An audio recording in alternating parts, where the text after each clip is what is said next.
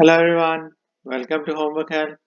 If you find the videos useful, please subscribe to the channel. So in this video, we'll solve this problem using the concepts of derivatives. So as per the problem, use the features of each function's graph to sketch the graph of its first derivative. So let's start with the function on the left side. So we are given the graph in the form of a curve. So the first thing we should do is to analyze the graph along the x-axis. So let's start with the left side. So as we go from left to right along the curve, we can see that the graph is sloping upward because the slope of the tangent to this function is positive. So it keeps sloping upward all the way to its maximum point at x equals 0. So we know that this function is increasing from negative infinity to 0. So we can write that as our observation. So the increasing interval for this function is from negative infinity to 0. And there is a maximum point at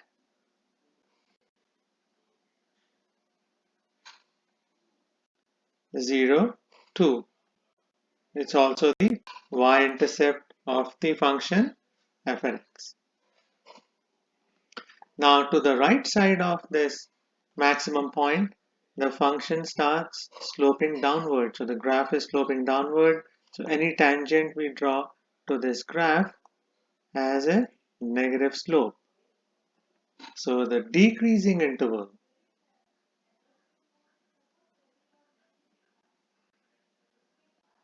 for this graph is from 0 to positive infinity. So I've written these intervals in interval notation. If you want to use the inequality notation, then it will be x is less than 0. And then for the decreasing interval, it will be x is greater than 0. Now, let's analyze the increasing interval in more detail.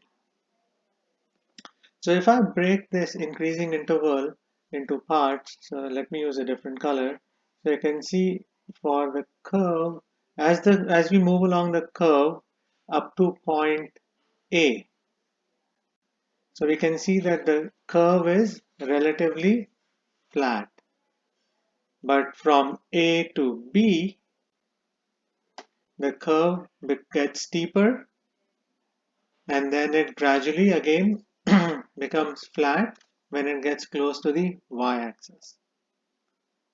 And then on the right side of y-axis, again it starts going down up to point C. So the slope of the tangent increases at a faster pace compared to the slope of the tangent to the right side of point C, because to the right side of point C, the curve becomes relatively flat again, like it is on the left side of point A.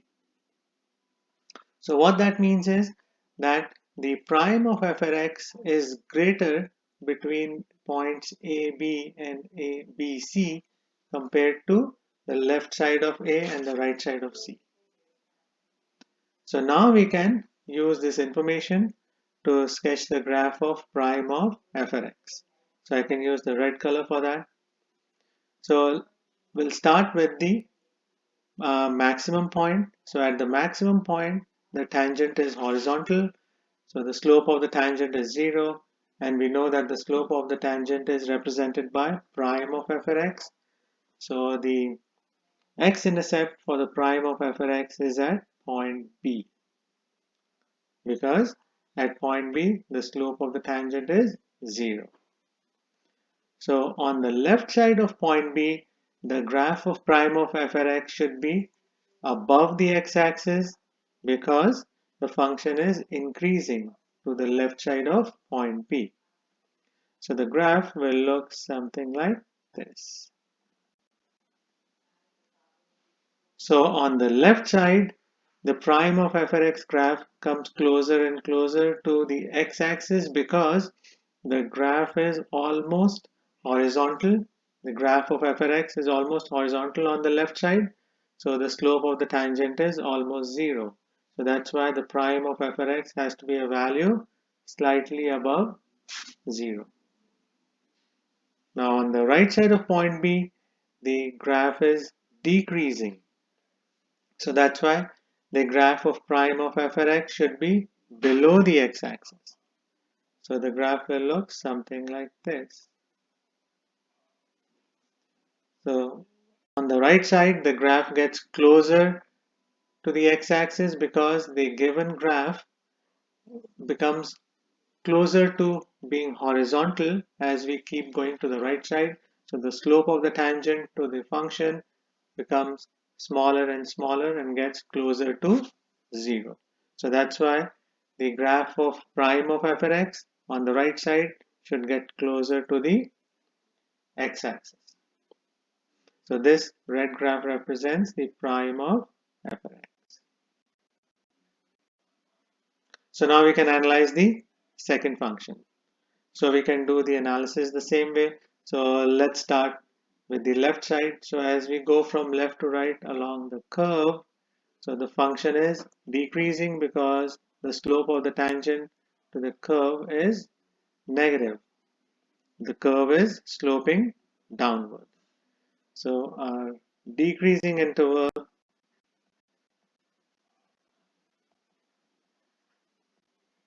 is from negative infinity to negative 1 because the graph stops decreasing at this minimum point here, and for this point the x value is negative 1. So the decreasing interval is from negative infinity to negative 1, or x is less than negative 1. Now from x equals negative 1, the graph starts going up. So it's sloping upward. So the slope of the tangent to the graph is positive. So it's increasing. And it keeps on increasing up to this maximum point where the x value is 1. Because on the x-axis, the scale is that each square represents 2 units. So that means this graph has an increasing interval from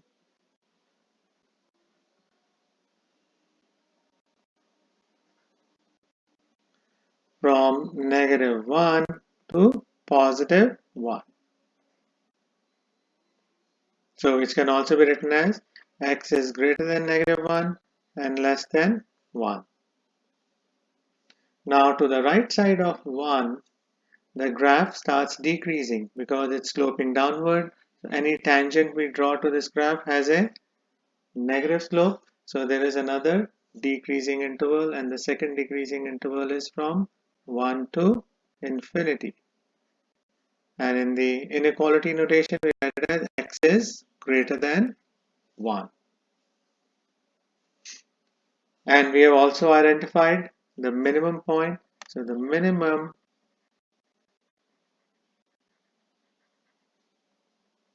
point is negative 1, and the looks like negative 3.5, the y coordinate. We don't really need the y coordinate, but I'm just writing it to show the exact point. And the maximum point is 1, and again seems like 3.5. Now we can use all of this information to sketch the graph of prime of g at x, because the given function is g at x. So let's start with the left side. Now at the local at the minimum and maximum points, so the slope of the tangent is equal to 0. So at these x values, negative 1 and 1, the graph of prime of g at x has x-intercepts. So this point and this point, these two x-intercepts lie on the graph of prime of g at x. Now between negative 1 and 1, the graph is increasing. But as we can see, so when we start at negative 1 for g at x, so the graph starts sloping upward, it changes direction. So that means from negative 1 to positive 1, the graph of prime of g at x should be above the x-axis because the function is increasing. So the graph will look something like this.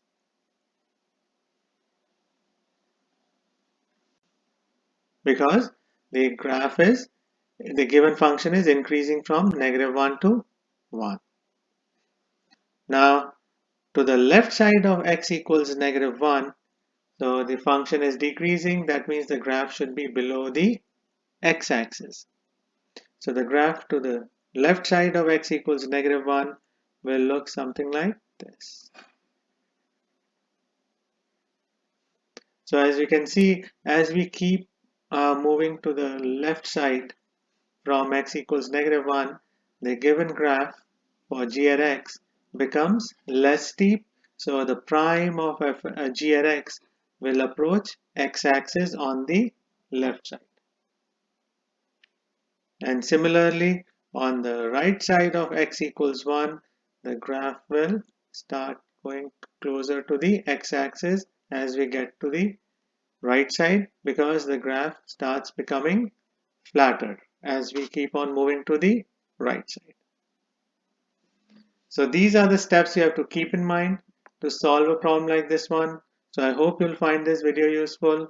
Please share it, like it, and subscribe to Homework Help. Thank you very much and have a nice day. Bye.